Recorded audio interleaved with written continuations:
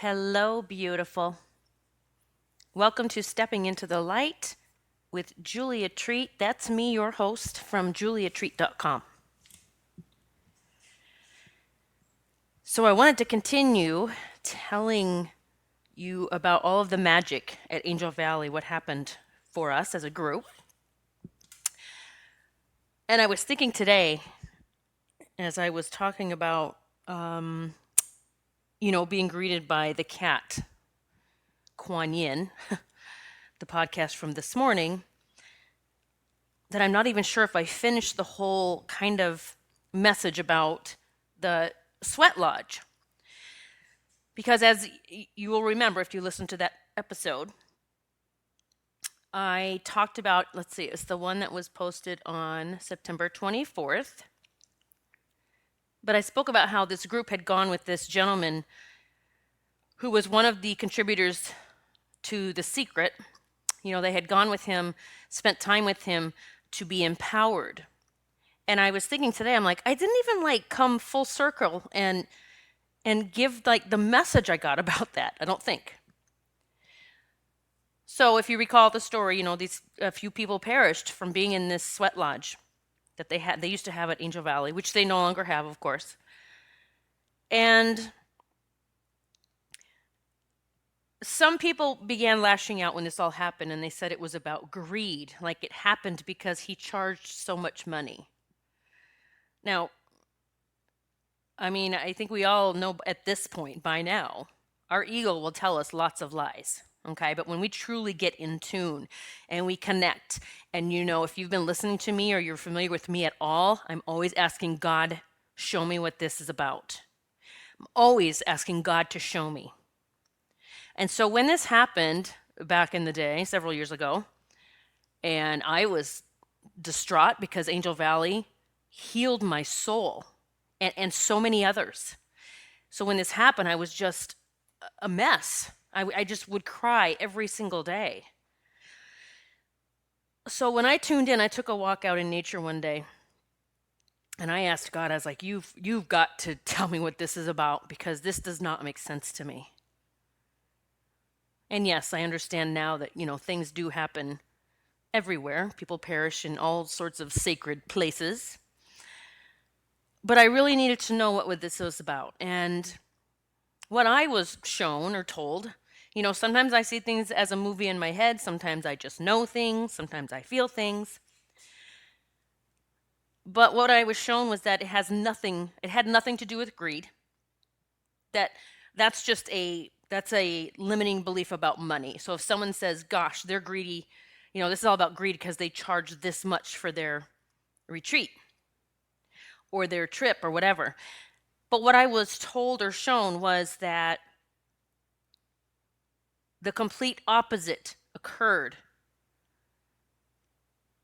during this time that they spent with this gentleman. So it was this workshop about empowerment. And I'm going to show you can do so much more than you ever thought possible. And yet when you speak up, some of them, they said they wanted to leave the sweat lodge and he wouldn't allow them. Now, nobody knows except for everyone that was inside of that sweat lodge what really happened. But from personal accounts from people inside of it, it wasn't like, I don't believe he was blocking entryways or the exit. But he was basically demanding that they stay inside the sweat lodge, even when they felt they needed to get out. So the complete opposite occurred. They went to get empowered and they became even more powerless. It totally made sense to me when I finally got it, when God showed me what really happened. It was a lesson in never, ever, ever give your power to someone else. I've been in many sweat lodges. I would say maybe upwards of 10. They've always been an amazing experience for me, quite often difficult to be in the heat. But I would either lift I don't even know what you call it, the covering so that I could get fresh air on my face, literally having my face down by the ground, breathing in fresh air. I know you think, what the hell? Why would she even do that? It is a transformational experience. It truly can be, and it helps you move out of your fear. I've witnessed people move out of their literal panic attacks that they learn to regulate their breathing. So I went from being one of those, oh my God, I cannot believe I'm doing this. Let me pray that I make it through this, to being an assistant up in the front row, right over the hot coals. I have never been in one that I was not allowed to leave. In fact, the instructions are generally you try to stay as long as you can and let's fight through that fear. But if you really feel like you need to leave, you're welcome to do that. Go get, fresh air, come back if you feel like it. You don't have to. So that's how the ones that I have participated in have always been, including a few that I had participated in on Angel Valley's land. So this morning, walking out along the river behind my house, I was thinking, I don't think I ever even finished that, what the big lesson was there. The lesson had to do with giving your power away. So now that I've cleared that up, I wanted to move on. I was just trying to find the podcast. Let me find it here, where I talk about the little bird that spoke to me at Angel Valley. And here's my girls, of course. I don't know if you can hear them. They are barking outside, which is fine. Always, always when I get started. So give me 1 second. I'm just trying to find. I honestly don't want to sit here and look for it while you're waiting to hear my story. But I did record, and I wrote about it in my book, how about the first bird that I connected with. Oh, I think it's under Pilgrimage to Sedona. That's what it's under. I was just looking. Okay, thanks for your patience here. I am going to find it in case you want to hear it. I'm almost there. Hold on. And maybe not. Okay, anyway, my first pilgrimage to Sedona. I wrote about it in my book. I recorded a podcast about it. And I talked about the very first time I connected with a bird. I literally heard this bird talking to me, and we had a conversation, and it delivered a very profound message for me. Look up that episode. It's called Pilgrimage to Sedona. So, I want to tell you about the little bird that showed up for all of us last week in Sedona. We were gathered in the Crystal Hall. Now, the Crystal Hall, actually, I found out on this trip, it used to be a barn. I did not know that. But it made even more sense why this Crystal Hall is so magical and why so many of us connect with animals there in a beautiful way. But we were in the Crystal Hall, and it was probably, I think it was right after breakfast or lunch. It was still daylight, and the sun was beating down. Believe me, beating down. It was so hot. And I was preparing the group for a past life regression. I talked to them about what was gonna happen, and this was a group one. I was gonna lead everyone through this together, and they would get their own experiences. And after I did the introduction about what was gonna happen, what they could expect, how they could even end it if they didn't want to continue, just all the little things that they could do. And I then said, now everyone just get comfortable, whether you want to lay down or sit. And so they started moving and getting into a comfortable position. And at that very moment, a bird hit the window very hard. It was a loud thud. And one of the girls got up immediately and ran outside. And I said, not everyone knew what happened. And I said, oh my God, a bird just hit the window. And I said, hold that thought. I ran out after the young lady, Rebecca, who was with us. So by the time I got outside, she was holding the bird, and it was on its side, and its beak was wide open. It's gasping for air, and it's disheveled. Its wings are all over the place. It looks awful. And I just said something like, I don't know if I said, do you want to work on it, or do you want to heal this bird? And she literally handed it to me and said, can you do anything? And I just grabbed the bird, wrapped it in my little hands. I said, "Girl, this is a breeze. This is going to be a breeze. This bird is going to be fine." So I went and sat down um, for a split second in the sun, and then I'm like, "Whoa, let's go into the shade here." I went into the. They have gardens at Angel Valley that, I mean, I can't wait. I hope everyone can join me at Angel Valley at some point. And yes, if you ever get a chance, go on your own. But when you have someone, a facilitator, it like myself, it doesn't have to be me, but when you have a facilitator that can take you on a journey while you're there, for real, do that. So we moved over to the gardens where there's a little shade, and I'm just holding the bird, and I'm beginning to pray, and I'm calling the angels in, and I'm not even opening my hands. I'm just infusing that bird with so much love, and I'm talking to the bird. I'm literally saying, "You are powerful. You can do this. Remember who you are." And this is as I'm sending love and amazing healing energy to it and calling the angels. And by this point, some of the girls had come out and were standing there. And it was beautiful because they were praying for this sweet little bird. Some of the girls didn't come out of the room because they actually thought the bird was, either dead or on its way to die, and they didn't want to witness that. It got me choked up because I'm just thinking how powerful it was to have all of us there with our intentions in this little bird. So one of the girls comes out and she says, Aura is one of the beautiful souls that was with us. Hey, Aura, giving you a shout out. She said, Aura said the bird's name is Tommy. And I'm like, "Oh, that's cool. Okay, Tommy." And I'm just sitting there still working on the bird. And by this point, my photographer, Kelly, she's there, and she has it all on camera. She's taken pics of it, and I will be posting those on Instagram and Facebook so you can see this little beautiful being, this little bird. And I'm sitting there, and I'm like, "Girls," I'm reassuring them. I'm like, "This is just another day at the office for me." Like, do you know how many birds I have done this with? This bird is not going anywhere. Now, number one, I do believe it's because I am certain of it. I know that this little creature can be healed. I know the importance that I just picked this bird, or, that we just picked this bird up right when it happened. I know the importance of that. And I just had faith. So I'm sitting there and I'm thinking about the name Tommy and then the name Doubting Thomas. Doubting Thomas pops in my head. I'm like, all right. And I'm just sitting there just receiving information as I'm working on this bird.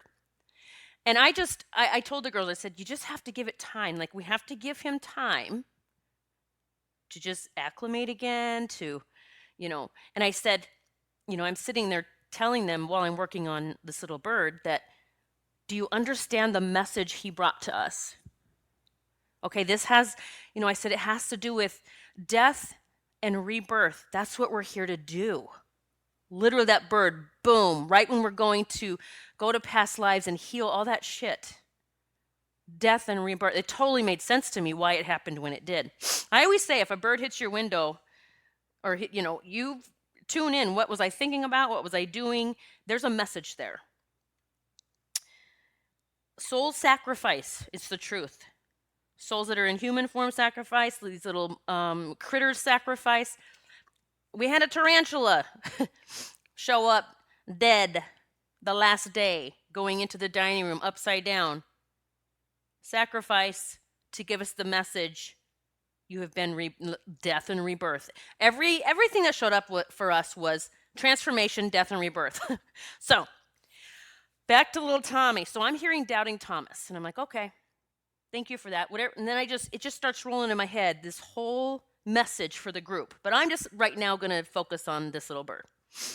So I could feel that he was starting to move a little bit, and sometimes, I would just peek my hand up to see, and I would actually tell him, okay, can you close your beak a little bit more? And I was petting his head and I was petting his back and on his chest. And I just very gently touching him and telling him how much I love him. I love you. I love you. Thank you so much for this beautiful message. You are beautiful. I can't wait to hear you sing again like I'm talking to this little bird.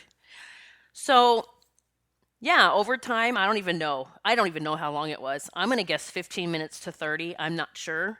Maybe the girls have a better idea, but I'm not sure because I was just so focused on this bird. So I opened my hand. It came a time when, all right. I looked over at the girls. I said, he just moved his head, so we're making progress. Because I've done this so much, I know the things that happen. I said, he just moved his head. So I'm probably forgetting some of the things that happened.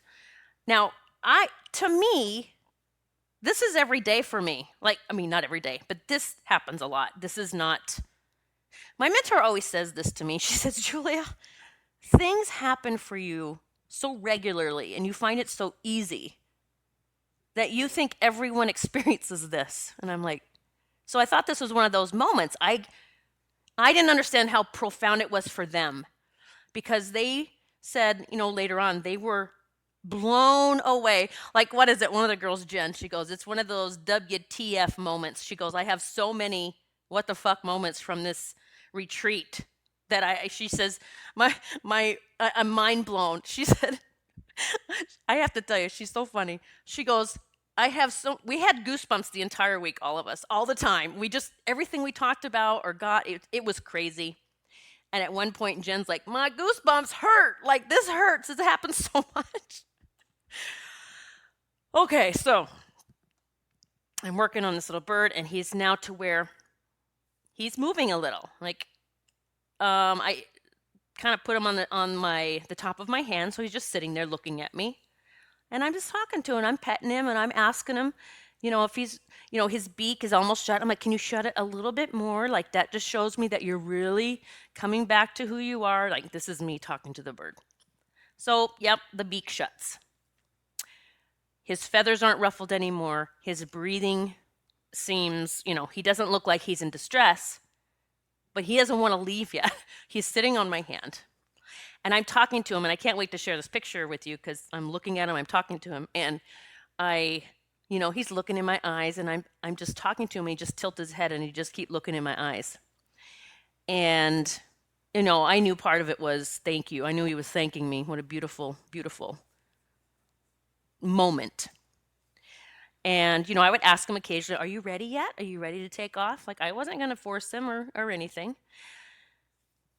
So after so long, I finally just kind of moved over by a bush. And I was like, to see if he wanted to go onto the bush and he flew off. And he flew in the bush, little tree like right next to me. And he just sat there. Because I'm thinking, yeah, okay, we just helped this bird, we saved this bird, but I have people waiting for me now. I need to go in and do my work, my past life regression that I just promised them. So we all came inside and everybody was like full of joy and just, I think, honestly, blown away a little bit. Not me, because this is just a normal thing for me. But we sat there and I used the restroom real quick before we got going again. And the whole time I was working on this little bird Tommy, the doubting Thomas, I was getting the message for the group. So I sat down and everyone was listening and I said, look, there's a little more to this message than I thought in the beginning. I thought death and rebirth. And that is the message. But I said, because Aura got the name Tommy and then it expanded for me to doubting Thomas. And I said, here is your message. And I said, now I won't say it word for word. The message is, you have the same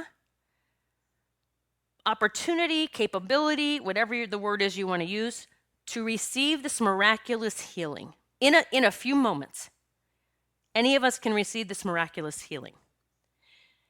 This bird showed up today to show us that the miracles await, that anything is possible. And I said the reason that bird just was healed in the time of 15, 20, 30 minutes was because there was no resistance from that little soul. That soul just felt the goodness and took it in. It didn't say, I'm not worthy, I'm not good enough. Oh, I don't know, I haven't paid my penance here. They told me I was bad. This little bird just said, thank you. I am accepting this. I take this in. Thank you for this love. Now that, to me, was profound. And it was even a message for me to always, always remember that. We can heal just like that little bird when we stop the resistance.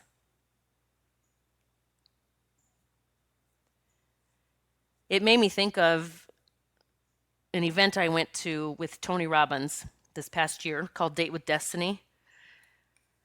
And he talked about his wife, Sage, who I look at his wife, Sage, and I know she's a walking angel. She's an angel in that stage.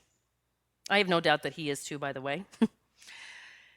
And he was talking about Sage and her amazing abilities or connections with animals, and that, especially with birds, and that they could be walking somewhere and a bird maybe, perhaps comes in and hits a window, or she comes up on a bird that has just been through trauma and is laying on the sidewalk. And he said she will snatch that bird up in a heartbeat and begin praying and working on that bird.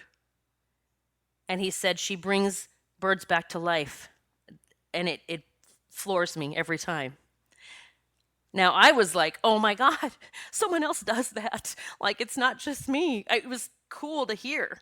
And I know there's lots of people that do that. I assume there are. But there's a message. There's always a message. And I'm so grateful that we received our message from that tiny little bird. And that Aura, who I think doesn't realize how amazing she is as a channeler, is the one that started the ball rolling for our divine message with just giving the name Tommy.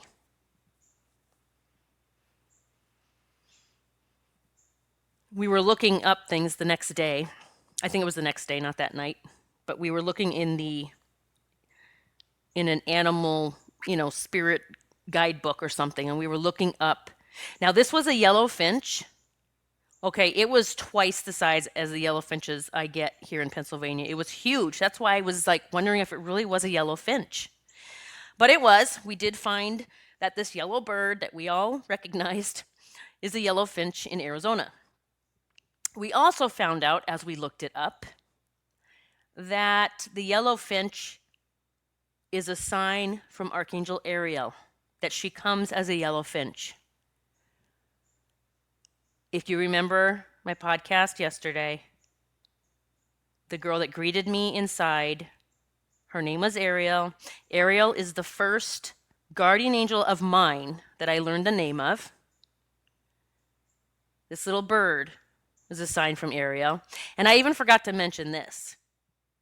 They assigned rooms before we got there. My room was the Ariel room. You just can't make this shit up.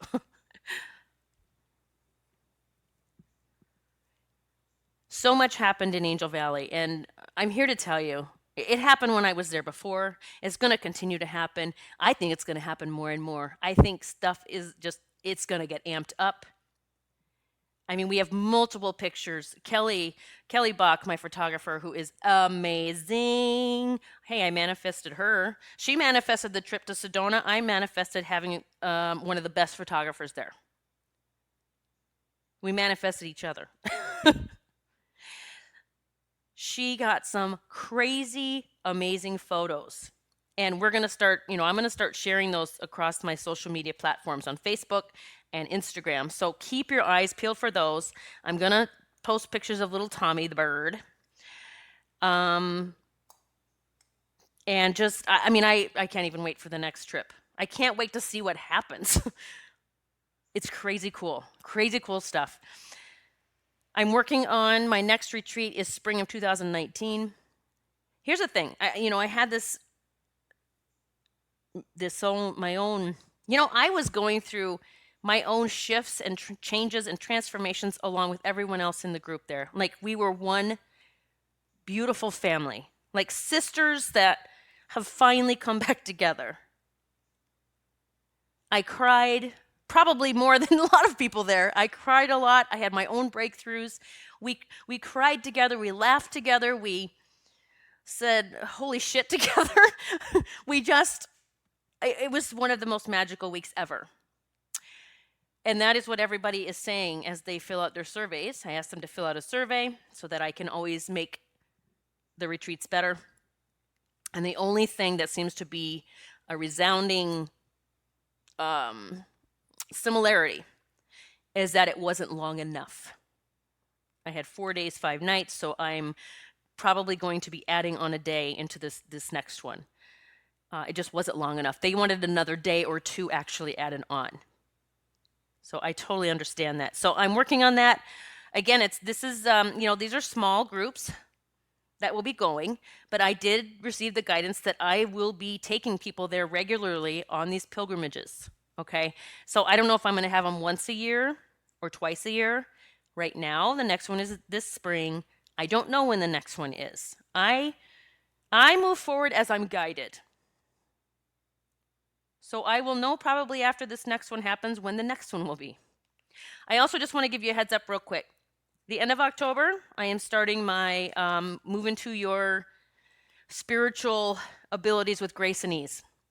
So whether you want to be a medium, an angel intuitive, you want to hone in on your abilities, as a channeler or a healer, whatever it is, this is for you. It will be 5 weeks, and it's going to be amazing. So that's coming up the end of October. You'll hear about it, believe me. And I already have people signing up for that, and I haven't even posted the page yet, the sales page.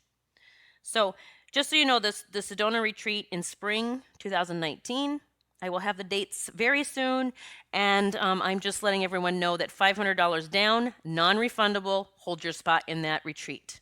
So I'm going to be sending out all the details for that. Just wanted to make you aware of it. All right. If you haven't checked out my spiritual boot camp yet, by the way, it just fucking rocks. I mean, it just does. It's one of my lowest priced programs that you can get. And you just get so much out of that program. So spiritual boot camp, get in if you haven't yet. And I will talk to you tomorrow.